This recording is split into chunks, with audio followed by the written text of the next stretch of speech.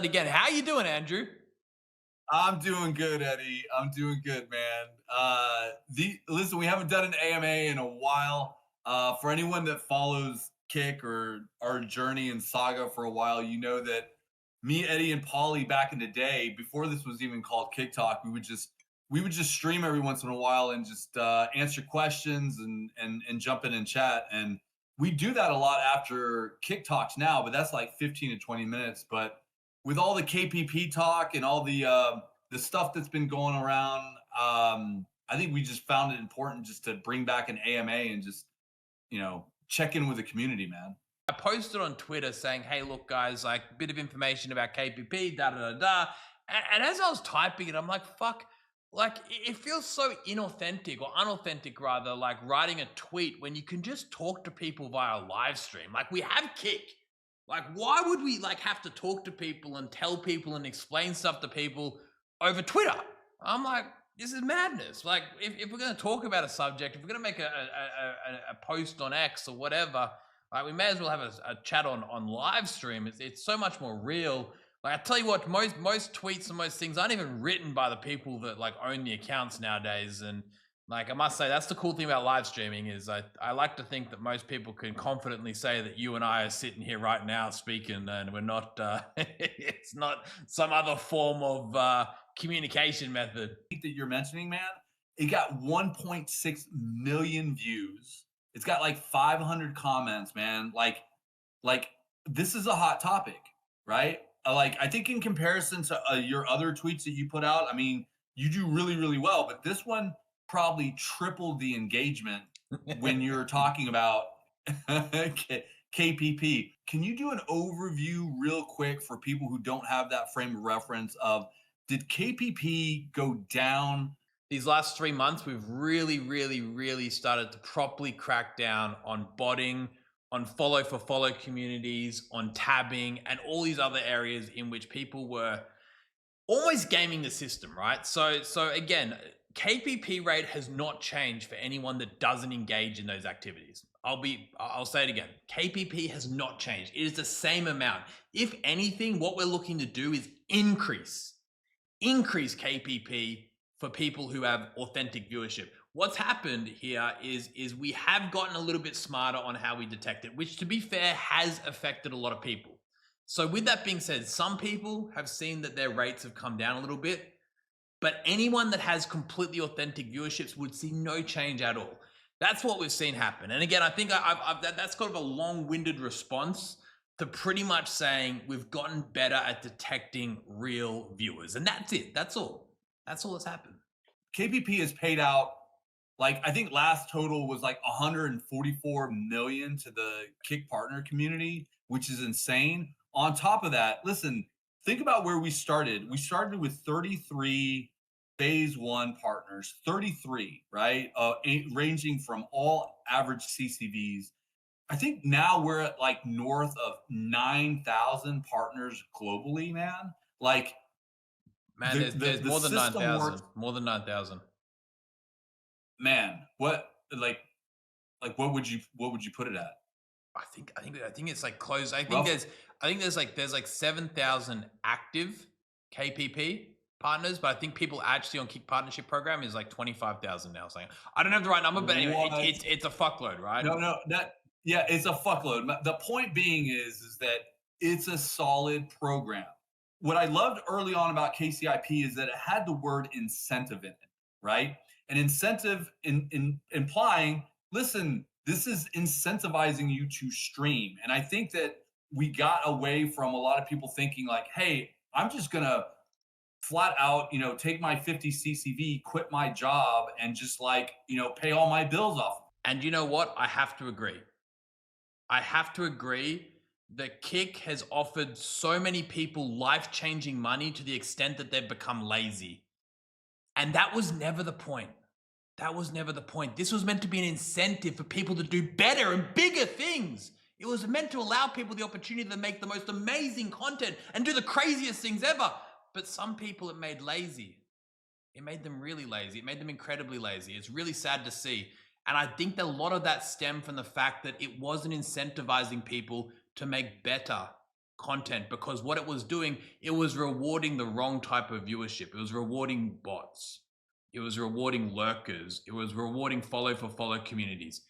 We want to reward authentic, real viewership. And you know what attracts real viewership? Authentic viewership? Good content. Good content attracts real, authentic viewership. And naturally, on the back of that, we're going to see an increase in pay and incentivize people to make great content. And it creates this amazing aspect because the viewers get better content, the streamers get better pay, and we all win. That's the whole point of KPP, right? And again, I think we started to lose that North Star because people started to get comfortable, through other ways of ensuring that they receive that same payment. So I think we're coming back to the basics of really making sure that we have the fundamentals clear. The better your content, the more viewers, the more you get paid. It's a simple theory, and I think it works. I'm positive it's going to work. So that's what we're doing here. We really are investing in the long term to make sure that the long-term content is better.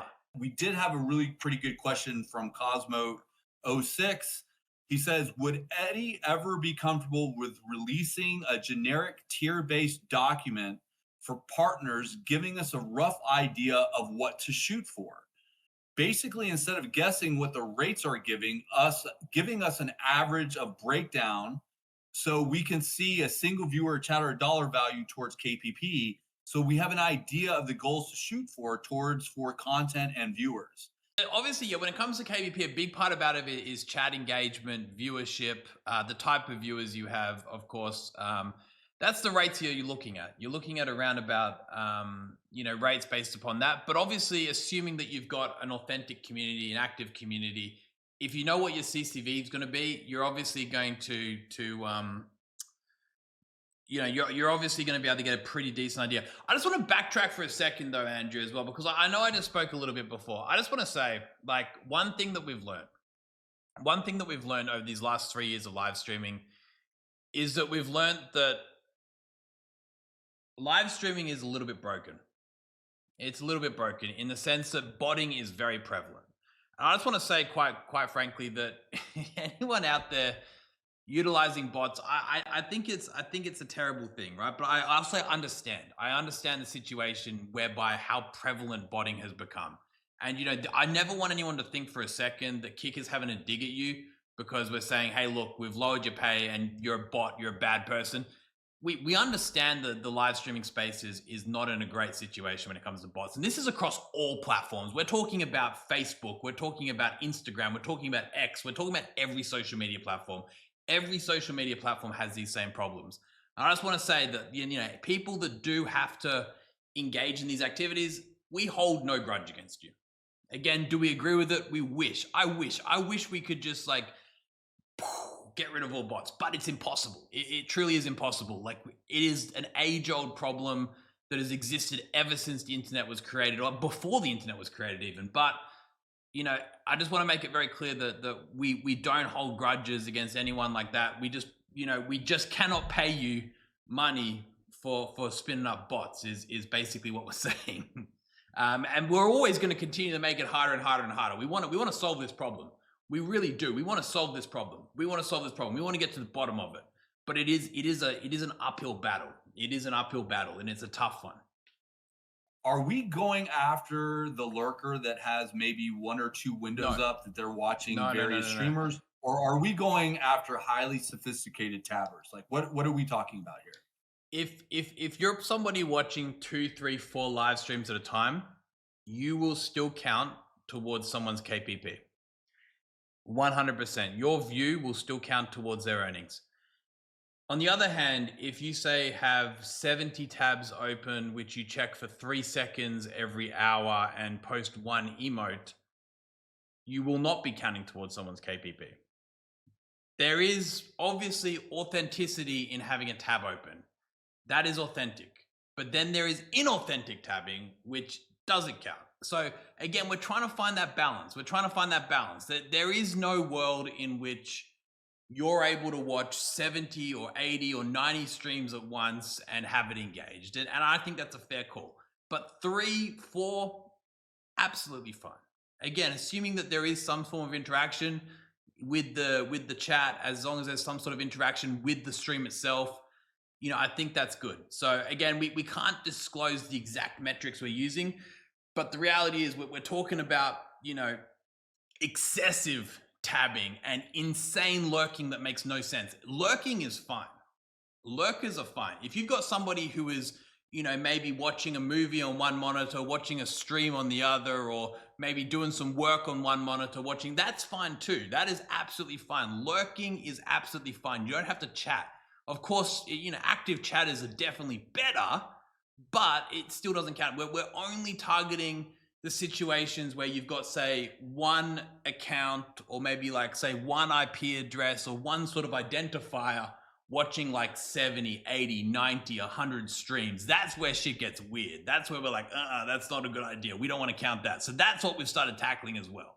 So just to be clear on that, you can lurk, you can have multiple tabs open, and your views will count towards your favorite creators. It's just when it gets abused. What would you say to the people who say, like, why is this all coming down now? I think it simply comes from us learning, right? Like, the reality is we're always doing our best. Kick isn't incentivized by any mean to have bots, right? Of course, some people debate Kick can claim it's big and all this kind of stuff. Sure, we don't care about that, right? I'll be honest. Kick pays people for viewership. Kick doesn't take ads right now. There is no ads on Kick. There is no monetization on Kick. Kick doesn't get anything out of extra views, right? That's the reality of things right now. All it does is create an unfair landscape. Obviously, especially when we're offering us incredible initiative like Kick Partnership Program, which pays people for simply streaming. You get paid to just stream. You don't get tied to ads. It's not tied to subscriptions. You just get paid. For us, removing bots, removing incorrect calculations is really, really a priority, but it's a learning curve. That's the thing. It's like I said, it's a crazy world out there, Like, understanding what defines a bot, what defines an authentic viewer is a really hard discussion. It's not as easy as you think, right? And the thing is, the way it ends up evolving, I'll tell you what's actually fascinating, right? What's a fascinating example of this is currently Kick is running Rust drops, right? It's doing incredible. It's doing absolutely amazing. But when you run drops, what happens when you run drops is your view counts increase a ton. We're talking a lot, right? And again, that's fine. That's absolutely fine. But say you've got 20,000 people, real people, watching that live stream. They're not bots, but are they active viewers? That's the question, right? It's a tough one. Are they the viewers that you want to be paying for? So, what we've got here is a situation where defining what an active and engaged viewer is a bit complicated. It is hard. It's not black and white. It's not like you are a bot, you're not a bot. So we're always on this path of understanding how to best position ourselves in regards to that. And I think we're making some positive traction there. We're learning a lot. Currently, for the example, we treat everyone that's watching, these Rust events as a legitimate viewer. They're currently engaged viewers. As long as they are claiming those hours watched, they're getting added in right now. So we're not going too harsh on it. Again, what we're talking about here is blatant viewer manipulation, blatant tabbing, blatant tab for tab communities. That's what we're targeting here. We're targeting those situations. That's our current emphasis that we're learning about and better understanding how to recognize. From Vagabond, you think KPP will be increased for people that didn't cheat and rob Kick early on? And I think that's a really loaded question. I think a lot of insinuation there is that we paid out people. We've always been tracking this, but to his point, like, do you think that we'll ever reward people who have like really great authentic viewers more so than others? Where do you think that might go? We're gonna certainly. I think I posted this, right. Like, I think we're fortunate in this scenario that we've managed to we're managing to curb in some of the money that we're potentially wasting, right, or not exactly paying out to the right people. And again, I don't mean that with disrespect to anybody. Like, I must say, we were incorrectly calculating some views, correct? And now we're getting better and better and better at calculating what that comes out to. But with that, I think we have a brilliant opportunity to take what is an authentic viewer and pay more for it, right? I think it's a great opportunity. We are very happy to continue investing in live streaming. If that's going to bring more people over, then so be it. We actually made a change about 1 year and 3 months ago where we doubled the KPP rate. I'm not sure if you guys remember this. About 1 year and 3 months ago, we doubled the KPP rate. And that was on the back of a similar crackdown to this. We again, it was a similar situation where we had found the opportunity to better hone in on our ability to basically define what a real viewer is. And what we did once we had that ironed out, we simply gave it all back again, but to legitimate sort of authentic viewers, right? So I think what we can see here is we're going to see like a situation whereby it's going to even out a little bit as we have, you know, the authentic viewership start to become paid at that concrete rate. And then what we're going to start to do is increase it with those savings. So I can very safely say that we are going to see people who were maybe previously getting exactly the same as they are now getting more. So, you know, that's a big emphasis here. We want to use KPP as a driver to bring everybody to Kick. Kick is currently offering 95.5 subscriptions. You get 95% of your sub revenue. You get 95% of your Kick revenue. You get access to Kick's distribution through clipping for free. And then on top of all of that, you then get paid per hour. Support, 24/7 support. Sorry, 24/7 support as well. But then you get paid per hour on top. I think just take that in for a second, right? Everyone, when Kick launched, everyone said it won't last. It won't last. They're giving 95% of your subscription revenue. 95%. That's not sustainable. It's not going to last. We kept that there. We doubled down by then offering 95% of the Kicks. We then doubled down again by giving people access to incredible distribution with the clipping services. And then we doubled down again by giving Kick Partnership Program, which is again, just more money on top. So I think we just have to zoom out for a second and we understand, like, whilst the numbers may slightly go down for a few people, again, and this is on the basis of us being able to correctly identify authentic viewers, the platform in itself is so competitive for streamers. It really is. It's incredibly competitive. It's an amazing setup and something which people didn't believe in. It was almost too good to be true. It's something that people still doubt. They're still like, hold on, how is this possible? Like, let's just take that in for a second. I think sometimes we're forgetting a fact that KPP is just one of many pillars of what makes Kick such a competitive platform, and it's still paying out millions of dollars a week. I think the other thing I would add there, Eddie, is like, we have a reasonable TOS. I mean, literally, how many people in chat have been banned, unbanned, talk to a human being? Things are like, we treat creators their age. We don't have a TOS that forces, 30-year-olds to act like 14-year-olds. Things are reasonable here. Your email gets responded to in a reasonable time frame, not 2 to 4 weeks. I think that's another big reason why so many people have come to Kick, is because we're reasonable. We're one giant family, and we realize that you have crazy uncles, you have buttoned up aunts, you have like militant dads, and you have like, stargazing moms. So like, it's just, we realize that live streaming is not a business in so much that it is a community. What are you laughing at? What do we got in chat? Sorry, it's just some comments in chat that are great. There's some really good ones. It's a place for people who are adults, right? If you're, 20, 30, 40 years old, you can come and enjoy yourself. I can sit here and be myself. I'm not walking on eggshells. I'm just being myself. So is everyone else on Kick. We're enjoying ourselves. We're adults. It's an 18+ platform. Simple as that, right? But yeah, moderation is important, because when it comes to moderation, there's easy ways to solve problems. Say you've got a problem, right? Say you have a moderation problem. The easiest way to solve it, like, let's say there's an incident. Let's say there's an incident and something goes wrong. There's bad headlines. The best way to solve the problem is to say, we will never allow any of that ever again. Guess what? You've solved the problem. You've pleased your executives. If you have a board or you have a parent company that's upset at you because something happened, the best way to say, listen, look, we've done our job is to ban it and make sure it never happens again.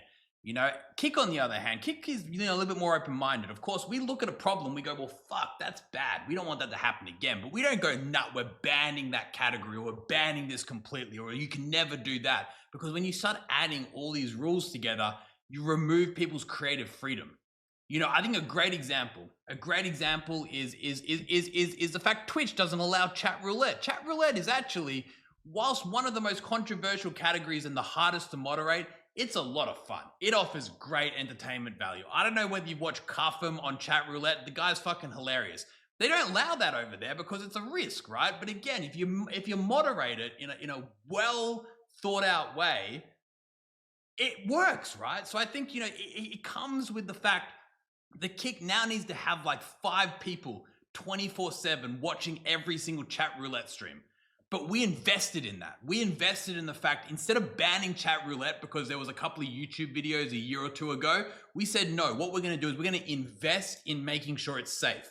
We're not going to ban it. That would be the easy thing to do. There were discussions around that, but we said, no, that's the easy thing to do. We could ban a whole bunch of things completely and make it so you cannot do that. But that is taking away your creative freedoms.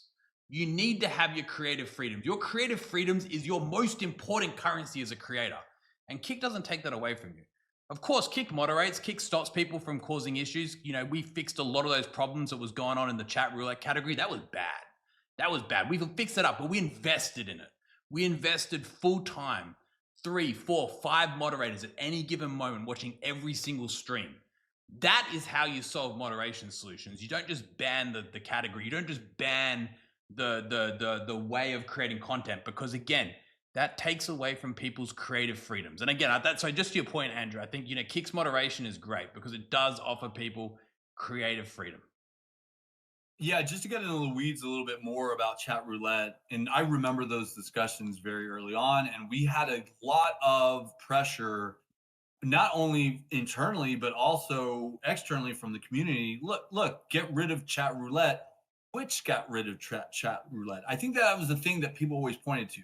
Well, Twitch got rid of chat roulette, so you must have to get rid of chat roulette. And we also had a big kind of expose by a streamer called Something About Chickens that really made us look at chat roulette internally and just be like, what is it here? Well, it's the kids, man. You got to skip over the kids. You cannot engage with, talking with kids even for a millisecond. We just cannot have it. So to drive home your point, man, it wasn't like we just threw out the baby with the bathwater and looking at like guys like Cuffham who use chat roulette like stand-up comedy, right? Or a guy like Jerko that looks at chat roulette like stand-up comedy and goes out there and absolutely kills it in those platforms. What it is like, no, let's get rid of the weirdos. Let's get rid of the weirdo behavior. And to your point, let's invest in that. So just to drive home your point, we do that in every single scenario that we have Kick under a microscope. And KPP is no different. All right. So we're taking that kind of detailed attention into moderation. Like, look what Twitch did. They just threw out all the lurkers, right? And we're vehemently sitting here saying, no, lurkers are good. We want lurkers. Our distinction is the people who get like militant grade at their tabbing, at their at their follow for follow. Let's make this a two-way conversation a little bit. Yep. Let's say somebody has 100 real viewers. What do you think a fair hourly rate for that is? What does chat think a fair hourly rate for 100 real viewers is?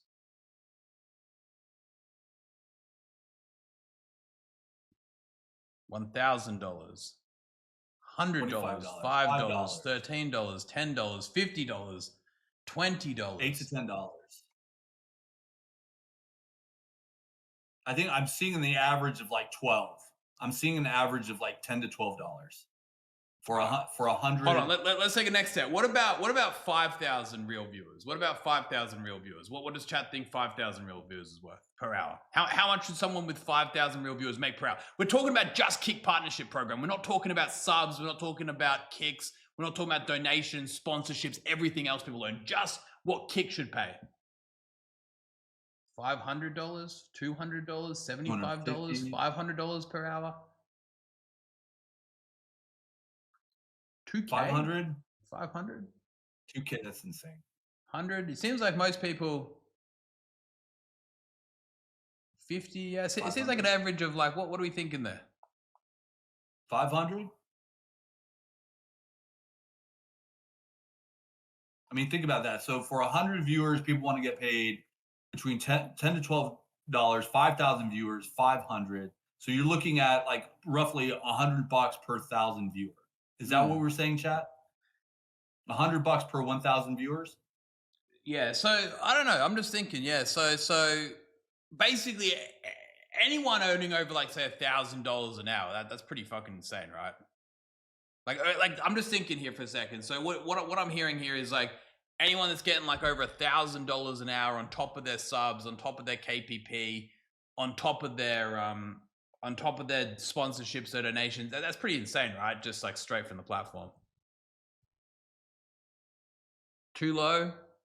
Facts? Way too much? Right? Yes. Real numbers? Yes. I'm just interested to see what the viewers think. Because I know we hear a lot about what streamers think, but I'm super curious to see what like viewers think, like what that number is. Because I must say I've had this beautiful opportunity to speak to a lot of people who have been in the live streaming industry for like 10, 15 years, right? And a lot of these guys say like, they go like people just have no idea how lucky they are nowadays. Like back like 10 years ago or 5 years ago, or even like 3 years ago, like you had to get 100 subs to get $500. Or sorry, you had to get actually 1,000 subs to get $500. You know, so my math, you had to get 200 subs to get $500.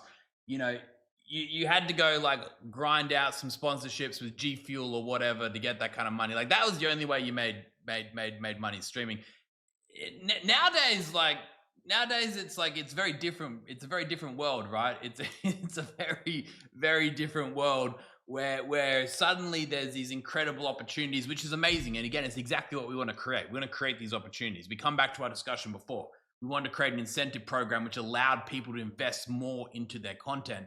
But you know, it's just crazy how like, you know, it was only not long ago that there was no baseline. There was no baseline. Like there was no security. It is only subs. And to be fair, in pretty much every other platform that is the case. So it's just great to see what people think in terms of that number.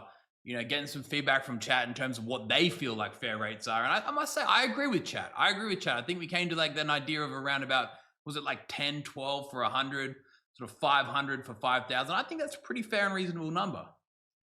And I got to be careful saying this, right? But there is people that fall into this category who say get involved with the bots and whatever. But I fucking love their streams, you know? They're such good streamers.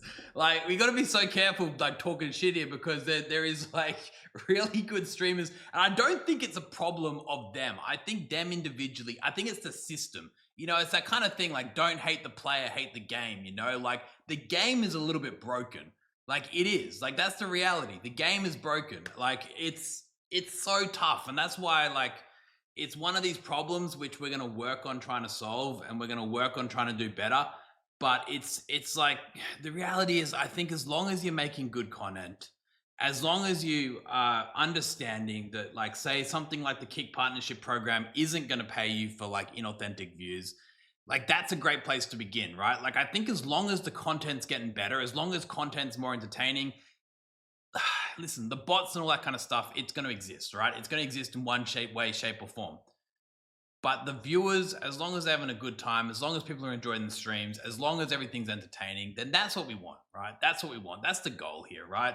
We don't want to go on crusades against people. We just want to see people investing something like the KPP earnings back into live streaming, you know, making great streams, doing great content, you know, increasing live streaming in general, right? Like, It's tough. I feel like we're getting caught up on a topic here saying like bots are bad and everyone's botting and da da da da da. But the reality is like it's not the problem of the people. It's the problem of the game. It's the problem of the system. It's the problem of what live streaming has become. It has become systematically insanely inflated. And there is some great people out there. I must say there is a handful of streamers. A handful of streamers. I'm not going to mention names that from our side we have seen never ever engage in any malicious viewer inflation and whatnot, and they've probably paid the price. I'm not gonna lie. Those guys that haven't got involved in these sort of ways of say boosting their visibility, they probably paid a big price, but they've stuck to their morals, their ethics, or whatever it is. And they've stayed strong, and shout out to them. Fucking more power to them. They're epic.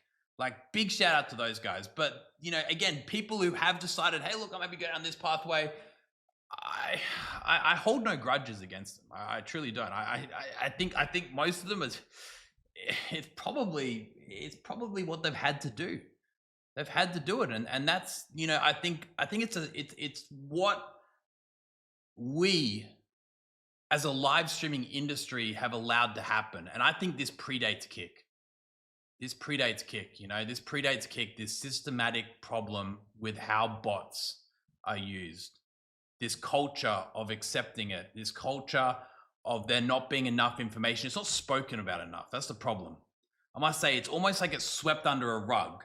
It's swept out under a rug and no one ever speaks about it, right? I think, we've got someone like Train, right? I know he's been speaking about it for years.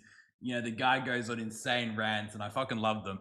But not many other people have spoke up about it. And I think, it's really important that we do speak more about it, because it's a reality of the live streaming world. And maybe you can work towards trying to find a way to make it so that people embrace authenticity. They want to embrace that authenticity. They're proud to not be part of that systematic problem that live streaming has.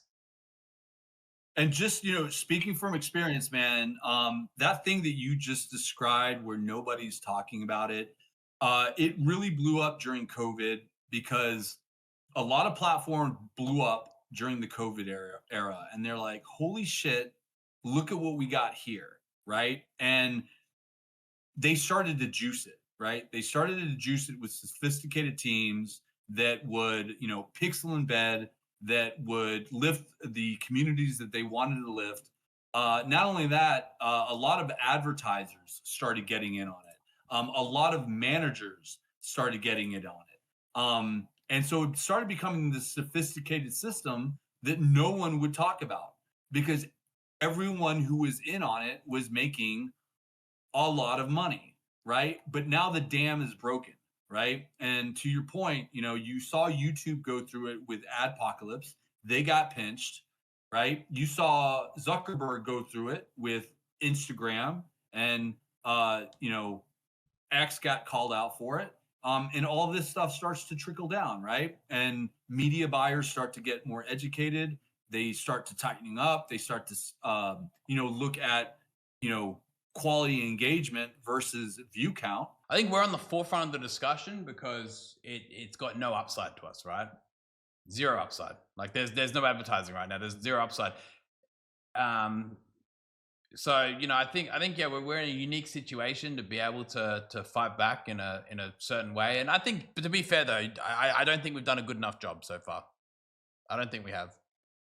I think we got to do better. I think there's a way. We're starting to get slow opportunities here to really understand how the inner workings work. You mentioned before managers. I must say that was the one thing that shocked me the most in live streaming as well. Was it no joke is a lot of the time, vast majority of the time, these management agencies, managers that are the most prolific view botters.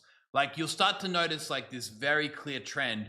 It's not the streamer, it's the manager. Say you've got this manager that manages 7 or 8 live streamers, all of them, they're using exactly the same bots, the same IP addresses. You're like, what's going on here? and like suddenly like this person who has say like 100 viewers, they sign with this new management agency, they're suddenly at 1,000. And like the poor fucking streamer, man, I feel sorry for them. These streamers ain't in on it. They're like just sitting back. They think they're blowing up. They're like, wow, my manager's amazing. Like, I have the best manager. They're doing all this marketing for me. They get me these sponsorships. Like, they're sitting there like, whoa, this is sick. And then like, you know, little they know. Anyway, it is it's like a real problem. Like the agencies, the managers are by far the worst. With that being said, there's some really good managers, some really good agencies out there, like some that represent the people out there that aren't doing anything. But you know, you do notice. See, people trust you and Bijan because you guys are of the generation. You guys make incredibly smart moves.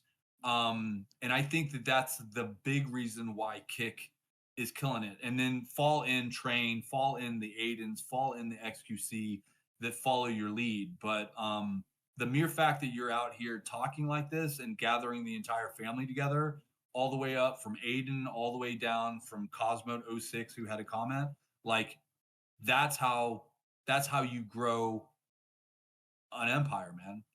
A lot of people involved in creating any community for that matter, but especially one like Kick. And I think, you know, to your point as well, it's crazy because I think, you know, Kick comes under so much heavy scrutiny. And I think the reason it comes under such heavy scrutiny and because it has so many loud voices is because it is the place people who are truly passionate about live streaming come, especially the viewers. Like we've got the most passionate people. Like, you know, there's so many names that come to mind. It is the fact of the matter that like people who really love live streaming, they gravitate towards Kick. Kick is like that raw, authentic live streaming sort of culture. And, you know, that's why you've got the likes of, you know, a good example is is the whole of that CX crew, right? They're insanely deep in live streaming. Then you've got these, you know, sometimes I hate using the word small to medium, but smaller to medium sort of live streamers that gravitate towards Creep because they love that sense of like really tight community and they love that sense of having a voice and being heard. And I don't know, I feel like at this point in time it's the place to be for those that truly love what live streaming is all about. It's got all the drama, it's got all the community, it's small enough to be heard, but it's large enough to have discoverability. It's just in a really great spot.